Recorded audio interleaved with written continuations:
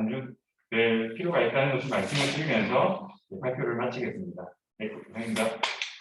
네, 이 도체 내용이 좀 유사한 관계성은 있지만 또 이창희 교수님은 이 코비드-19 시대의 어떤 필수 업무 종사자로서의 인권 문제를 다루셨고 또 우리 한민재 교수님께서는 어떤 국가 보안과 관련해서 이 해운역에 대한 회계사의 중요성의 역할에 대해서 이제 말씀을 해주셔서 좀 나눠서 좀 토론을 좀 진행하도록 하겠습니다.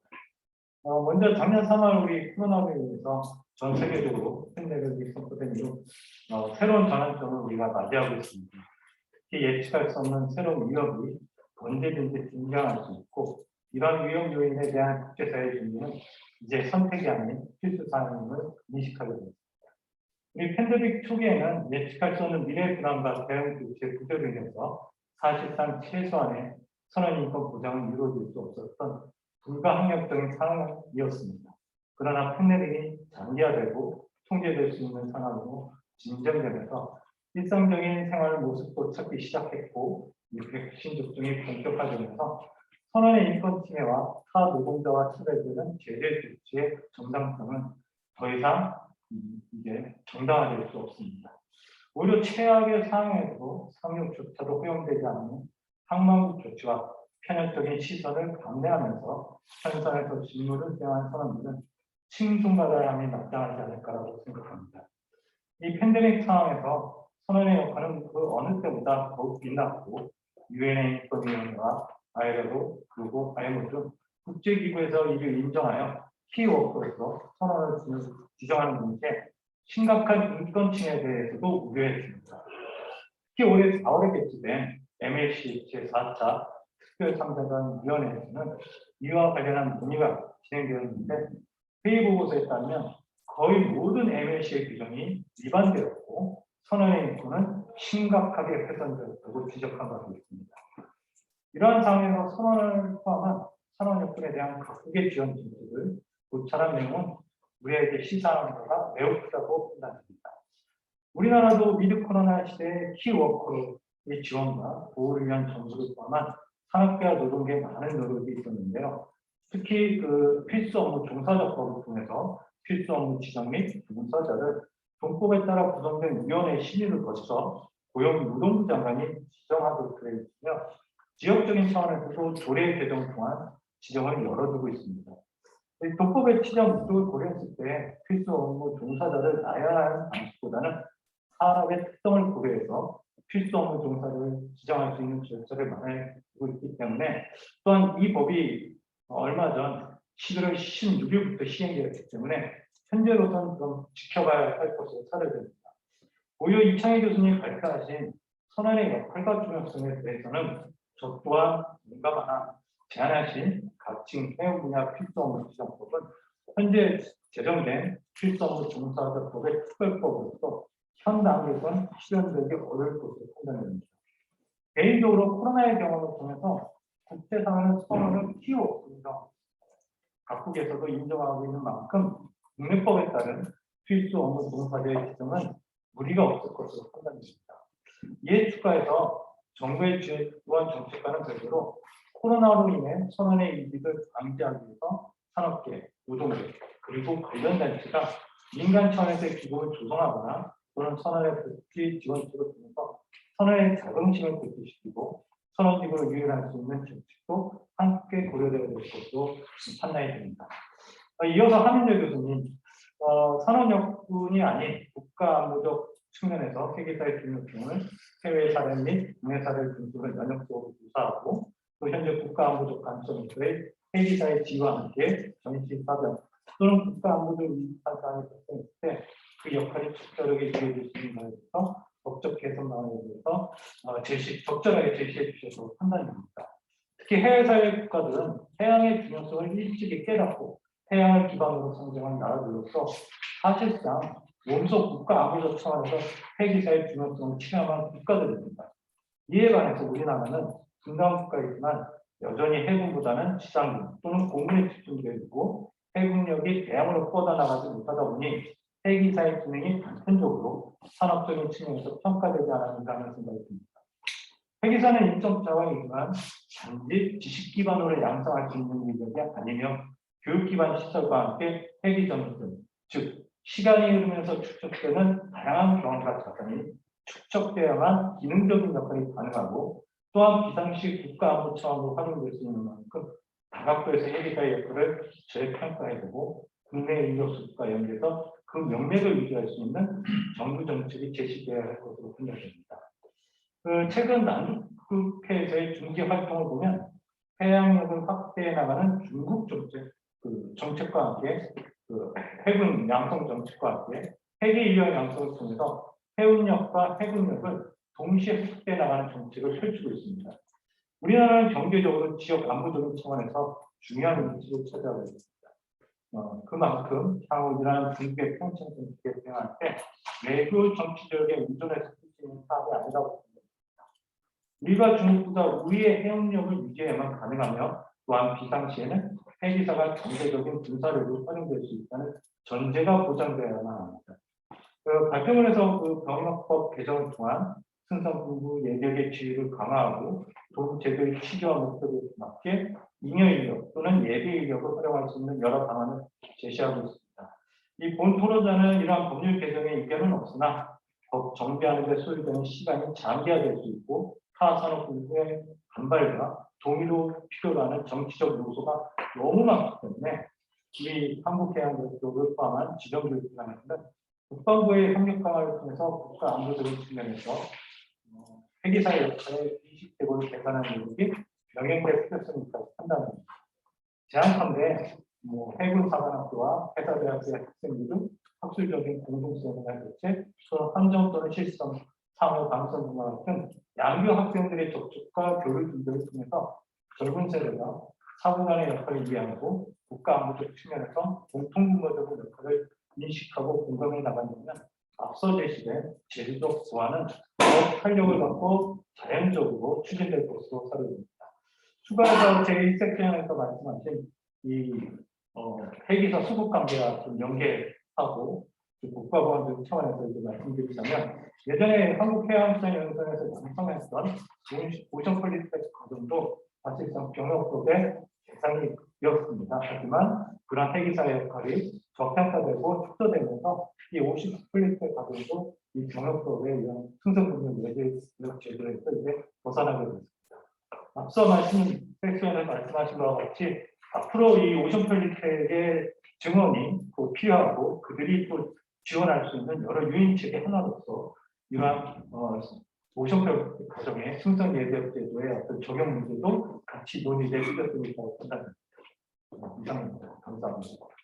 네, 안녕하십니까. 불가능 김기현입니다.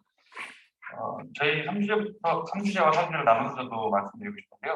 3주제 먼저 말씀드리면 필수 업종이라는 이면은 없을 것 같습니다. 그러나 이제 필수 업종이라는 이유로 오히려 희생을 감내하도록 강요받는 상황이 많이 있었는데요. 앞서 언급해 주셨던 ILO나 그다음에 ICAO, 그다음에 ILO 국제기구에서 오히려 물류를 멈추지 않아야 한다. 방역을 위해서, 그다음에 인류를 위해서 멈추지 말아야 한다 해서 일부 인간들의 기본권을 제한하는 그런 유예가 있었습니다. MLC의 유예가 오히려 선원들에게 많은 독이 되었는데요. 이 유예로 초장기 생산을 하는 경우가 발생하고 환율도 불가한 상황에서 심리적으로 고충이 더 심해지는데 교대가 더욱더 안 되고 그런 것들이 악순환되면서 선원들이 파산을 하게 되면 이제 선원들을 다시는 오지 않는 경우가 발생하게 됐고요. 계약직 형태의 근로 형태가 많은 내외국인, 그다음에 해외 사례 선원들을 봤을 때도 교대가 불가하다 보니까 대기 선원들은 장기간의 실업 상태가 발생하게 됩니다. 그렇게 되면 생계 곤란이 일어나고 그렇게 되면 또 선원직을 떠나게 되는 그런 상황들도 발생했고요. 팬데믹이 지금 이제 정식으로 가고 있지만 어쨌든 실업 상태에 있는 선원들을 구제할 수 있는 제도가 국내에는 고용보험을 통한 실업수당을 받을 수 있는 제도가 있었는데 이게 또 코로나로 인한 많은 지출로 제도가 변경이 됩니다. 그래서 잦은 실업수당을 연속적으로 받는 사람들에게는 50%까지 반액으로 감면되는 그런 변경이 예정되고 있습니다. 그런 것들이 더욱더 계약직 선원들의 상황을 악화시킬 것이라고 예상됩니다. 이럴 경우도 이제 생계기관 이유로 선원직을 이제 떠날 수밖에 없는 그렇게 되는 이제 보호 조치가 아니라 오히려 선원들을 떠나게끔 만드는 일들이 벌어지고 있습니다. 앞으로 이제 포스트 코로나를 대비해서 이제 팬데믹 상황이 언제든지 또 올 수 있다는 것을 대비했을 때 우리는 이제 선박 경기가 심화되어 오히려 선원 교대가 심해지는 선원 교대가 더 필요한 상황에서 선원 교대를 원활하고 적극적으로 시행해야 한다는 필요성을 인지를 해서 또 다른 팬데믹 상황에서는 전 세계 광역별로 선원 교대 플랫폼이 마련되어야 한다는 그런 제안을 드리고 싶습니다. 그래서 원활한 선원 교대가 할 수 있도록 저희가 선원 교대지를 못 찾아도 교대를 못하는 그런 상황이 없도록 해야 할 것이고요. 그다음에 법 제도 이제 신설에 대해서는 의견은 저 두 교수님과 같이 어렵다고 생각이 또 드는데 여기서 또 한 가지 문제점이 그 외국인이 외항선이 더 많습니다. 지금 그런 상황에서 적용 범위가 일단은 구체적인 법안은 아니시겠지만 국민의 친구라는 내용들이 있는 걸로 봐서는 외국인들을 향한 지원과 보호 방안인 것 같습니다. 그렇다면 이 상황에서도 외국인은 배제가 되는데 그렇다면 이 법안의 목적이 사실상 우리 필수 인력인 선원을 보호하는 것, 그다음에 그런 인해서 선박의 안정적인 운송을 이제 마련하자라는 유지하자라는 그런 법안 취지에서 그래서 선원들을 외국인 선원이 배제된다면 이 목적을 달성하기 좀 어려울 것 같다. 그래서 그런 부분들을 보완해야 한다는 그런 의견 질문도 좀 드리겠습니다.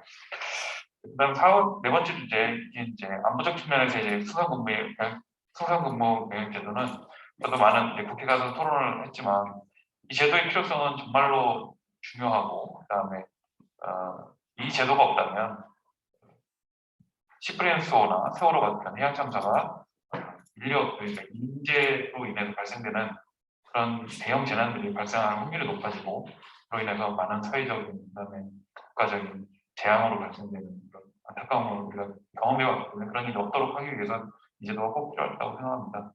이 제도를 통해서 유능한 해기사를 확보하는 목적을 계속 이제 강조를 해주셨는데 현재 저희 안정호 부부장님께서도 말씀해 주셨듯이 저희도 똑같이 세대 갈등으로 인해서 많은 문제점이 생기고 있습니다. 1년에 적지 않는 수의 숙련 인력인데 숙련 인력이라고 하면 이제 시니어들이죠. 시니어들이 형사처벌 또는 민사에 휘말려서 승산직을 떠나는 일이 발생하고 있습니다. 이에 반해 승선근무 예비역은 2년 만에 사직하고 24개월을 채우면 공익근무로 병역을 마치려고 이제 아까 말씀드렸던 그 사례들이 발생을 하고 있습니다. 그 제도가 나오자마자 발생을 하고 있고요. 그게 지금 점진적으로 늘어나고 있다는 것이 좀 문제가 되고 있습니다. 그리고 한 80여 명을 채용한 모 회사에서는 4년이 되기 전에 3명만 남기고 전원이 사직하는 경우가 있었습니다. 상당히 많은 사람을 채우는데 너무 소수가 남아서 사실상 이렇게 되면은 양성을 하는 게 아니라 숙련선원이 떠나버리고 신규 유입된 인원들이 남지 않아서 오히려 마이너스로 지금 그 주제에서도 두 번째 주제에서도 말씀드렸듯이 첫 번째 주제에서 말씀드린 해기사들도 약간의 감소를 보이는 보안선원들은 급격한 감소, 해기사들도 약간의 감소를 보였다는 건 좀 이런 문제라고 좀 생각이 들고요. 그래서 이제 병무청으로부터 이제 이런 것들을 상당히 지적을 또 받을 겁니다. 승선근무 예비역에 대한 부질적인 폐지와 축소의 시비거리가 되는 건데 이 제도의 안정을 위해서는 반드시 해서야 될 사항입니다. 노동계는 이런 것들을 이제 대비하기 위해서 교대를 좀 원활하게 하자, 교대 기간을 좀 당겨서 하자. 그다음에 스타링크 같은 이제 차세대 통신 시스템 같은 것들 빨리 전복해서 소통을 중요시하고 그다음에 워라밸을 중요시하는 이 세대에게 좀 더 만족도를 높이려는 그런 노력을 하려고 하고 있고요. 그다음에 저희가 이제 그런 노력도 하고 있는데 노사들은 그런 노력을 하고 있다고 생각을 합니다. 그래서 초임사관들의 인권과 근무 환경 개선은 이제 노력하겠는데 승선근무 예비역의 역할과 세대 갈등 조정에는 교육기관의 책임도 있다고 생각을 합니다. 이를 위해 노력해 주셔야 할 것을 제안드리고요. 이 제도의 올바른 목적 달성과 해결력 양성 취지에 맞게 되도록 그렇게 노력해 주셔야 할 것 같습니다. 마지막으로 좀 첨언드리면은 이 제도의 중요성과 필요성은 강조해 주셨듯이 누구도 건들 수 없는 제도라고 저는 생각을 합니다. 건드려서 안 되는 제도고요. 그런데 우리 스스로가 이 제도를 사라져버리게 할 수 있지 않을까라는 그런 위험이 생기고 있습니다. 지키지 못할 수 있다라는 그런 걱정이 있기 때문에 이 수소공무 예비역 대상자와 그다음에 사용자 그리고 양성기관들의 공통의 노력으로 이 제도를 지켜나가야 한다는 그 필요성이 좀 더 강조를 드리고 말씀 마치겠습니다. 감사합니다. 네, 또 해주시기 바랍니다. 예, 먼저 그 두 분 그 토론자분들께서 소중한 말씀 주신 것에 대해서 감사드리고요. 유현욱 교수님께서 말씀하신 조금 어렵다고 하시는 그런 부분에 대해서는 저도 충분히 공감을 하고 현실적으로 가능한 부분과 조금 장기적으로 해야 될 법률 개정안 부분을 좀 분리해서 연구 논문으로 한번 작성해서 빨리 조만간에 우리 수련들의 가치가 나올 수 있도록 준비하도록 하겠습니다.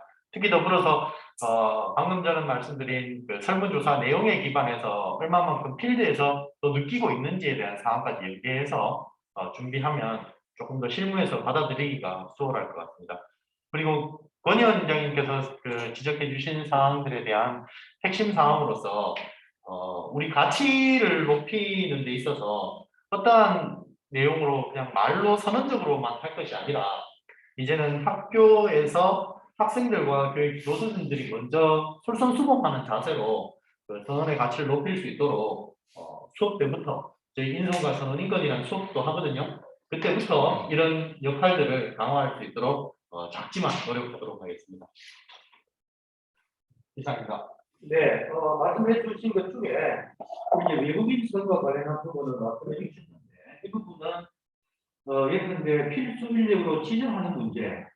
우리가 이제 법에서 우리나라의 그 어떤 수송과 관련해서 필수를 지정하는 것은 주로 다른 나라에서 예를 보면 자국민으로 벗어나가는 경향이 있거든요.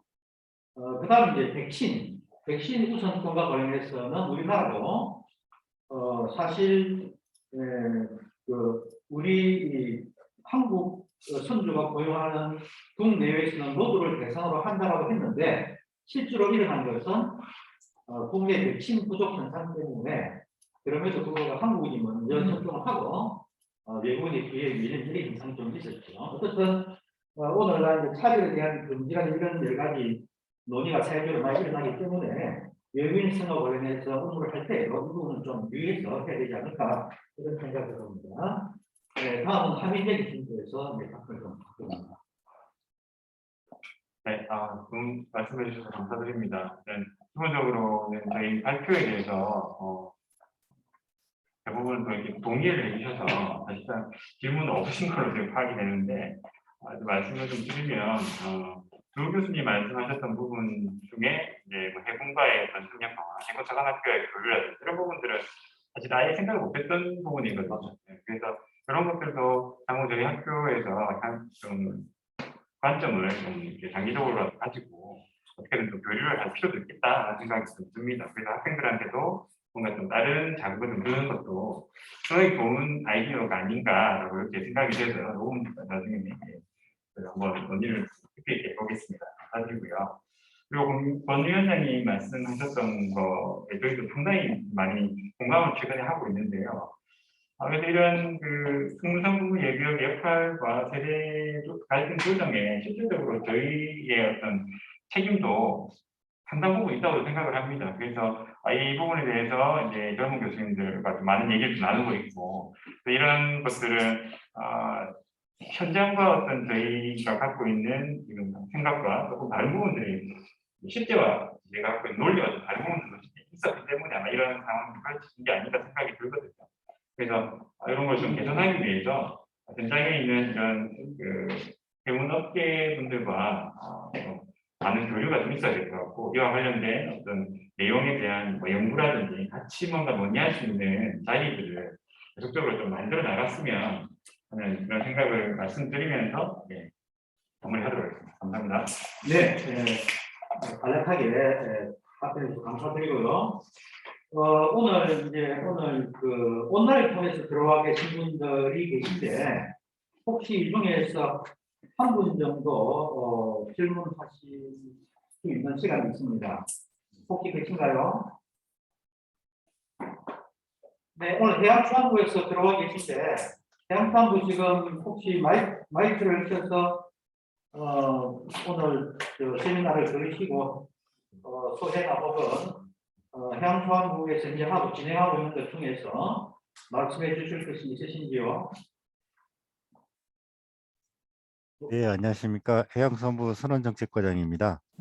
아, 네, 김관원님 감사합니다. 네. 그, 오늘 발표해 주신 사항을 제가 처음부터 다 들었는데요. 아주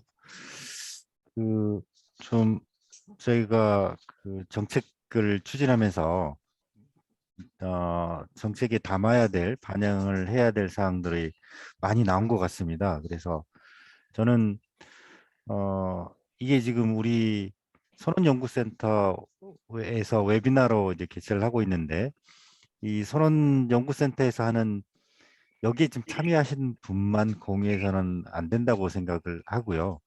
좀 더 폭넓은 그 청취자와 참여자가 참여한 가운데 같이 논의돼야 될 만한 내용들이라고 생각을 합니다. 네, 다행스럽게 지금 올해 그 한국 회사 주간 때 우리가 선언 세션을 운영을 하면서 내년부터는 한국 선언 주간을 만들어서 운영을 하기로 했습니다. 그래서 내년에 이제 저희가 잠정적으로는 6월 25일 IMO에서 정한 선언의 날이 포함된 주간에 한국 선언 주간을 좀 운영할 계획이고요.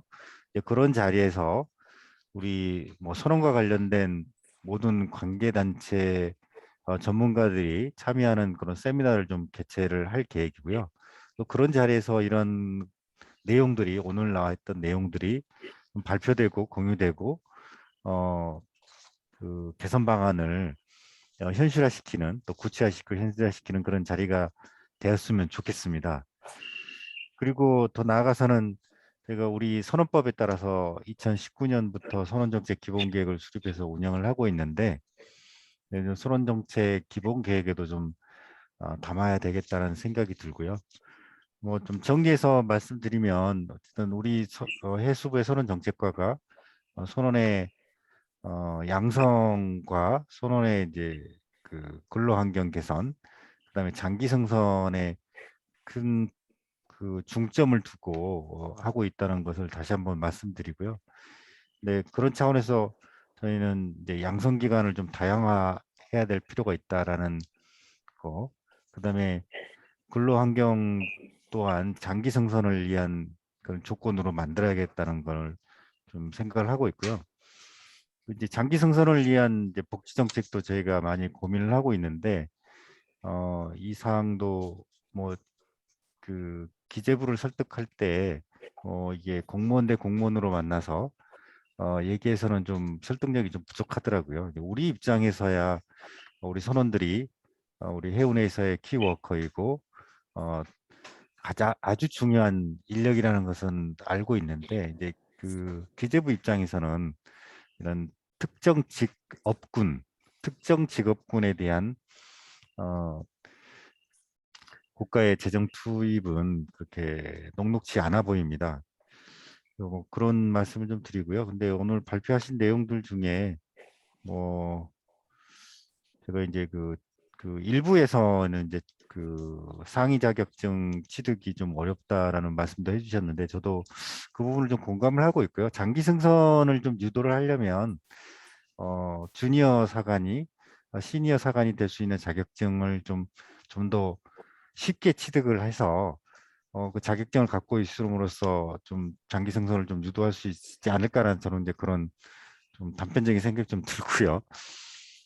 또 뭐 지금 그 뭐 기존에 뭐 육상직으로 전환한 사람들도 다시 바다로 돌아올 수 있기 때문에 이제 그런 분들 육상에서 갖고 있는 그 자격증도 다시 쉽게 되살릴 수 있는 방법들도 좀 고민을 좀 하고 있고, 그다음에 우리 국책선언 고용 우대도 이미 이제 경사노위 합의에 의해서 정부 5억, 우리 선사 5억, 그다음에 노조 5억 해서 자금을 예산은 다 마련이 돼 있는데 이 부분도 지금 기재부가 설득이 안 되고 있습니다. 그래서 이게 이제 어떤 우리가 그 내국인과 외국인의 임금 격차를 이제 해, 지원을 해서 우리나라 청년 회계사를 그 고용을 좀 장려를 하고자 하는 건데 이것도 뭐 인건비의 직접적인 고용이 안 된다는 기재부 입장입니다. 그래서 이런 다음 주에도 저희가 이제 마지막으로 올해도 지금 5억이 있는데 지금 불용 처리되게 생겼거든요. 그래서 다음 주에도 마지막으로 좀 더 기재부를 좀 설득하러 가고요. 안 되면 우리 이제 좀 뭐라고 해야 되나요? 이게 우리 이 그 교육계든 우리는 업계든 좀 전사적인 이런 접근 노력이 좀 필요해 보입니다. 그리고 그 최근에 이제 우리 선원들 대상으로 그 설문조사를 했는데 정신건강 문제가 아주 그 관심이 좀 높더라고요. 그리고 지금 우리나라 사회뿐만 아니라 전 지구적으로 이제 정신건강 문제가 많이 대두가 되고 있는데 우리 선원분들에 대한 설문조사에서도 뭐 심지어 정신과 치료비 지원도 해달라는 요구가 있고 또뭐 온라인 원격 검진이나 원격 건강 상담들도 요구하고 있고 정신건강 예방 교육도 해달라는 이런 요구를 하고 있습니다. 그래서 저희가 실은 이제 원격 의료를 우리 부산대를 통해서 지금 어, 원격 의료는 하고 있는데 여기에 더불어서 정신건강도 같이 다룰 수 있도록 좀 확대해 나갈 거고요. 뭐 발표 내용 중에 이제 인권 문제도 좀 나왔습니다. 근데 실은 그 갑질이 이 세대차로 인한 갑질이 많이 발생을 합니다. 실질적으로. 그러니까 우리 기성세대가 생각할 때는 이게 갑질이냐라고 생각을 할 수 있는 것도 우리 이제 MZ 세대 쉽게 말하면 MZ 세대에서는 그게 갑질이 될 수 있는 상황이 많습니다. 그런데 그래서 좀 기성세대, 그 시니어 세대의 좀 생각이 좀 바뀌어야 된다. 그렇지 않으면 MZ 세대를 우리 애기 인력으로 끌어오는데 많은 걸림돌이 될 수 있다는 그런 생각이 좀 들었습니다. 그리고 마지막으로 우리 전영훈 교수님께서 말씀하신 것처럼 해양수산연수원에서 직업전환 과정을 좀 만들어서 운영하자 이런 것들도 좀 저도 이렇게 공감을 크게 하고 있고요. 그럴 필요성이 있다고 봅니다. 근데 실은 이제 그 오늘 발표하신 내용들이 다 중요하고 제가 다시 한번 고민하게 만드는 그런 주제들이었습니다. 그런데 그 부분들 오늘 지금 이 자리에서 제가 다 뭐 언급해 드릴 수는 없고요. 그 뭐 대표적인 제가 좀 메모했던 것만 위주로 좀 말씀드렸는데 이 오늘 발표되는 사항들이 다음번에 제가 말씀드린 것처럼 한국 선원주간 등을 통해서 좀 더 넓은 그 협의의 장에서 국내 또는 더 넓혀서 국제적으로도 같이 좀 논의가 되었으면 하는 바람이고요. 그때 오늘 발표해 주신 분들이 좀 더 발전시켜서 같이 공유하는 자리가 되었으면 좋겠습니다. 이상입니다. 감사합니다. 네, 김수근 과장님. 선언 정책을 책임지시는 분께서 이렇게 관심을 가져 또 처음부터 끝까지 또 참여해 주시고 또 잘 정리해 주셔서 큰 감사를 드립니다. 뭐 오늘 했던 것은 저희들이 녹취를 했기 때문에 이거를 뭐 동영상 클립으로 만들어서 뭐 공유를 할 그런 예정이고요. 향후에